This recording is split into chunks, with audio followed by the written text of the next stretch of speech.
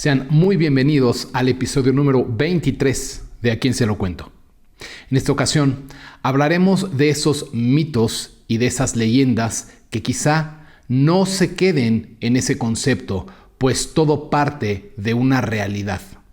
Vamos a conocer la experiencia de un expedicionista experto en montañismo que fue capaz de presenciar lo que muchos consideran inexistente, lo que muchos solo dejan a las historias, a los cuentos y a las leyendas. Todo origen de este tipo de narraciones viene de un núcleo, viene de algo. Y no sé ustedes, pero yo desde muy pequeño me empecé a preguntar por todo lo que desconocemos que existe ya dentro de este planeta en el que coexistimos con muchísimas otras formas de vida desconocidas. Hay muchos seres míticos de los cuales se ha hablado y que jamás se ha podido dar una prueba científica a nivel consistente de su existencia. Puede ser quizá porque no estemos listos aún para conocer y entender la verdad de que compartimos este espacio con muchas otras realidades, inteligencias y seres y que de alguna manera se nos haya programado para creer que estos eran solo mitos. Aquí, esta experiencia de esta persona nos dirige hacia la vivencia que él pudo presenciar. Nadie se lo contó, él mismo lo vivió. Vamos aquí a conocer el relato de este expedicionista para que podamos ver un poquito más allá de lo que los mitos y las leyendas nos cuentan. Soy expedicionista profesional, experto en rutas de montaña, orientación y primeros auxilios. Fui contratado para lo que no me explicaron en primera mano, pero que me llevó a comprobar que los mitos y las leyendas se basan en algo real. Este es mi relato fuera de lo común. Nunca pensé que sería yo quien rompería el silencio. He llevado este peso durante años, guardándolo con el temor de que al decirlo en voz alta, algo del otro lado pudiera volver a escucharme. Estábamos en Nepal, bordeando la línea donde las montañas se desmoronan en glaciares vivos, un lugar donde el tiempo parece temblar en su propia piel. Los Sherpas nos lo advirtieron desde el primer día. Aquí la montaña respira, y no siempre respira sola. No entendí lo que querían decir, hasta que esa respiración se hizo audible bajo mis botas. Oficialmente, nuestra misión era geológica, actualizar mapas de rutas afectadas por deslizamientos, estudiar roturas de hielo y preparar recomendaciones para los equipos de rescate. Pero pocos sabían que existía una segunda motivación guardada en un informe confidencial entregado solo a 3 de nosotros. En los últimos 22 meses, 5 expedicionistas habían perdido su rumbo y su ruta sin explicación alguna. No habían huellas, no habían cuerpos y no habían testigos. Las autoridades locales archivaron los casos como accidentes. Los Sherpas no. Alguien los tomó, dijeron. No algo, alguien. No eran palabras dichas a la ligera. Se notaba que ya habían visto este patrón antes. Mi selección no fue casual. Yo ya había trabajado años antes en las montañas del noreste canadiense, en zonas donde también se hablaba de presencias que no pertenecían al mundo visible. Pero no fue mi experiencia técnica lo que me eligió, fue algo más. En las evaluaciones psicológicas destacaba mi tolerancia al silencio prolongado, a la soledad, al miedo irracional bien contenido y a la capacidad de observar sin proyectar. En retrospectiva, este era el perfil típico de individuos que logran mantener la cordura ante encuentros con seres no catalogados. Habían 2 rutas para llegar al sector de estudio. La ruta oeste, segura, conocida y usada por turistas. La ruta este, abandonada, evitada por los Sherpas y señalada con una advertencia grave. Este camino tiene ojos. Fue la misma ruta que los coordinadores insistieron en tomar. Y aunque no lo dijeron abiertamente, busco ahora las palabras que nunca pronunciaron. Querían entender qué estaba observando a los equipos. Querían encontrar aquello que no debía verse. Indagar y llegar al núcleo de por qué habían desaparecido sin rastro alguno. Desde la primera noche, detalles que me parecieron menores, pero que después encajarían como piezas de un rompecabezas, fueron los siguientes. 1. Silencio absoluto. No había viento, no había aves, no había eco. La montaña estaba como suspendida. 2. Las brújulas inquietas. Estas giraban unos grados sin causa y se volvían locas. 3. GPS apagándose en puntos específicos, siempre en los mismos sitios, como si el espacio estuviera alterado. 4. Niebla que parecía avanzar con intención. Uno de los sherpas murmuró. Él ya empezó a caminar. Aún no sabíamos quién era ese él, pero pronto lo sabríamos. La mañana del cuarto día encontramos huellas.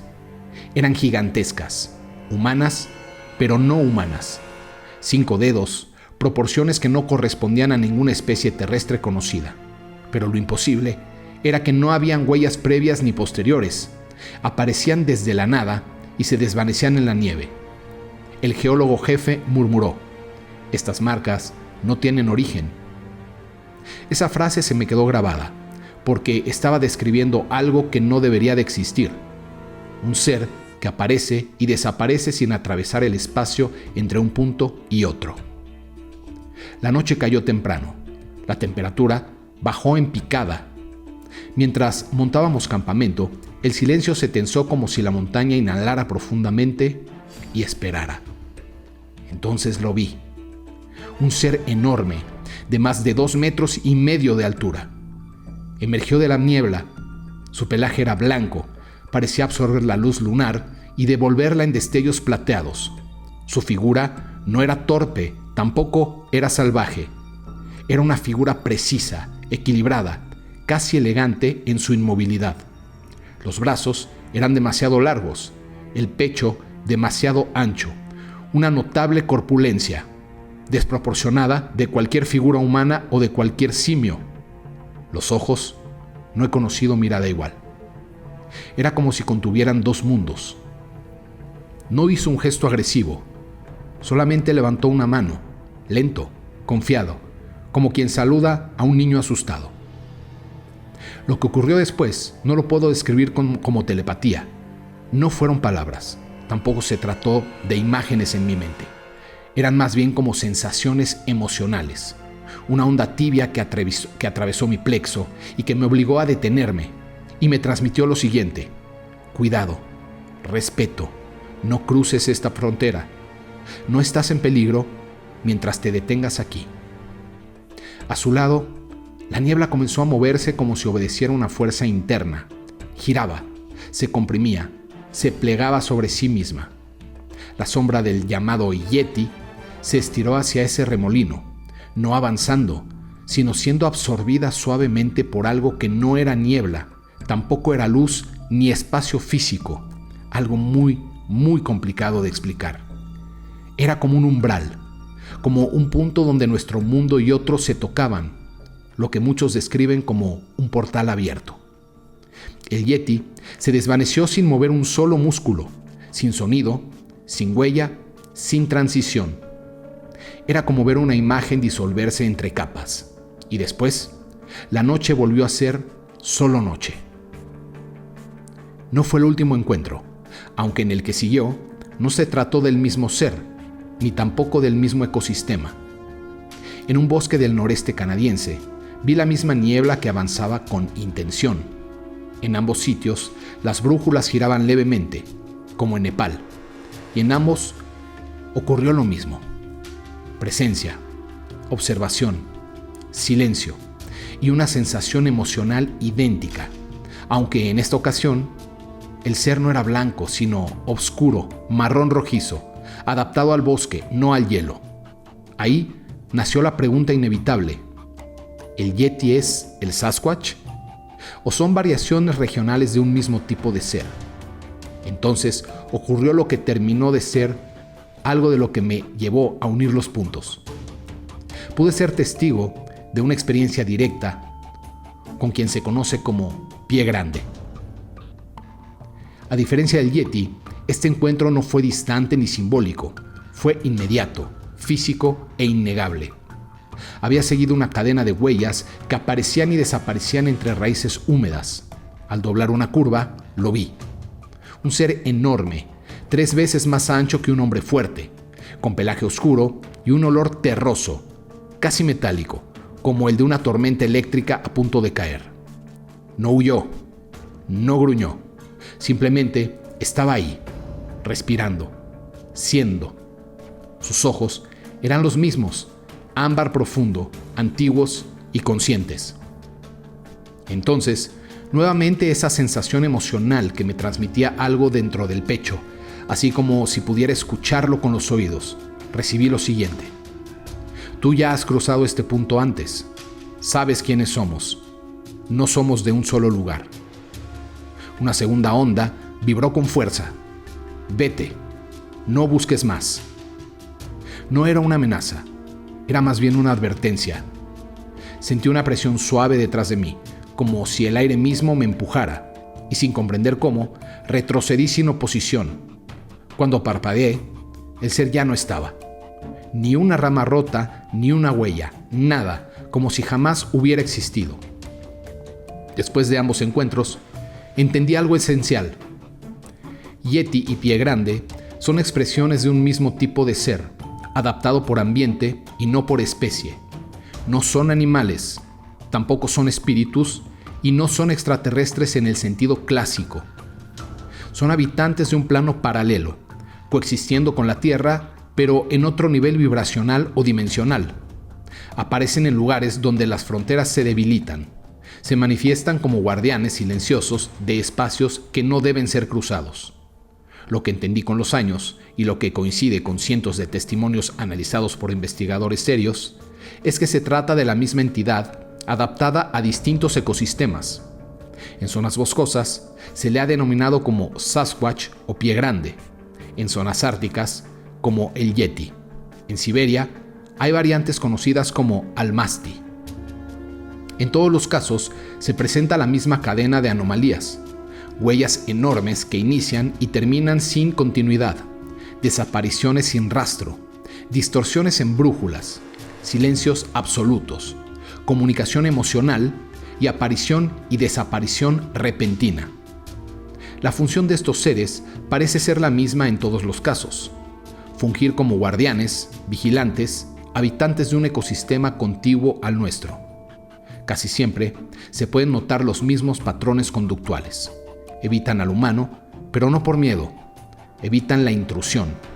Evitan revelar el otro lado.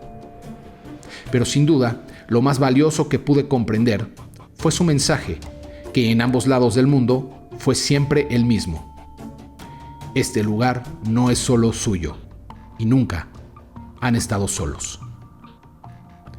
Este fue el relato anónimo de este expedicionista que pasó muchísimo tiempo en varias montañas de distintas partes, de distintos ecosistemas, como aquí lo vemos, y tuvo la experiencia de encontrarse con estos seres que parece que responden al mismo tipo de esencia.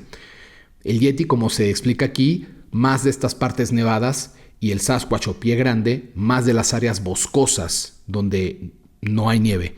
Pero ambos tienen mucho en común. Por eso esta persona se atreve a confirmar que se trata del mismo ser, simplemente adaptado a distintos ecosistemas. Ahora, hay algo muy interesante aquí. Quizás son seres con una capacidad frecuencial que les permite cambiar de dimensión de acuerdo a cómo ellos acoplan y dirigen su intención vibracional, y quizá son capaces de abrir portales para estar entre mundos. También se habla de que pueden ser guardianes y que se presentan cuando deben de hacerlo para dar algún tipo de advertencia. En algunos casos quizá ellos estén compartiendo nuestro hábitat por alguna razón o por alguna misión en especial, y en cuanto la terminan simplemente cambian su frecuencia y van a otro estado dimensional que ya no es perceptible en el nuestro. Esto explicaría muchísimas cosas. Esto inclusive a mí me hace pensar en otro mito que tiene una similitud, aunque no en el ser, sí en las características, que es el monstruo del lago Ness. Este ser igual se ha avistado por instantes en algunos momentos específicos y quizá eso corresponda a la frecuencia determinante cuando pueden abrirse estos portales dimensionales y ellos están entre dimensiones. El motivo todavía no lo entendemos y quizá ahora ya estemos un poquito más preparados para admitir que la existencia de distintas realidades y de distintos seres, como aquí lo explica de una manera muy bonita, es algo que compartimos en común. Este lugar no es solo nuestro. Nunca hemos estado solos. Y vamos a empezar a ver y vamos a empezar a percibir como esta persona otras formas de comunicación, otras formas de existencia, otras formas de conciencia. Estamos justo en este umbral tan interesante en donde nos asomamos a comprender por qué estos mitos ya no son leyendas, sino cada vez forman parte de una realidad que se está volviendo de lo intangible a lo tangible, por comprensión, por experiencia, por expansión de conciencia o de frecuencia quizá. Quizá incluso sea el mismo planeta que esté elevando su frecuencia y que esto ocasione que se estén percibiendo muchas más cosas y que se estén percibiendo muchos más seres. Estos relatos o estas vivencias cada vez son más frecuentes. De hecho, les voy a dejar 2 nombres por si quieren profundizar en la investigación de este fenómeno. Hay una persona que se llama David Paulides que ha hecho mucha investigación, tiene testimonios súper interesantes y ha explicado los cambios de frecuencia dimensional con los cuales estos seres pueden entrar y salir de este entorno que nosotros percibimos y conocemos a voluntad y, como lo dije antes, quizá con algún tipo de propósito. Y está también una persona que se llama Todd Standing, que es muy actual y está presentando unas evidencias verdaderamente increíbles. Chéquenlo, hagan búsqueda de estos 2 nombres y cuestionen, vean, profundicen y sin afán de convencer, estemos abiertos a poder recibir cualquier tipo de información que antes no recibíamos o que si bien la recibíamos se quedaba en una especie como de leyenda utópica. Cada vez más se va quitando esta utopía y cada vez más estamos comprendiendo y estamos avanzando en la comprensión de la verdadera existencia que nos rodea. Por eso es tan interesante conocer estos relatos fuera de lo común. Espero que este episodio haya sido de su agrado y recuerden que ya pueden convertirse en miembros del canal en donde se les entregará su insignia para apoyar la producción de todo este espacio y que sigamos avanzando con todos estos relatos. También pueden, si no lo han hecho, suscribirse por favor y ayudarme a compartir el contenido para seguir llegando a muchas más conciencias y a mucha más gente que, aunque sea por curiosidad, dé el primer paso y se permitan y se abran conocer estos relatos que nos pueden dar mucho y nos pueden atisbar el conocimiento, el cuestionamiento y nos pueden sorprender. A la vez, identificarnos es parte también de este espacio. Sin más, nos vemos muy pronto en el próximo episodio de A Quién Se Lo Cuento.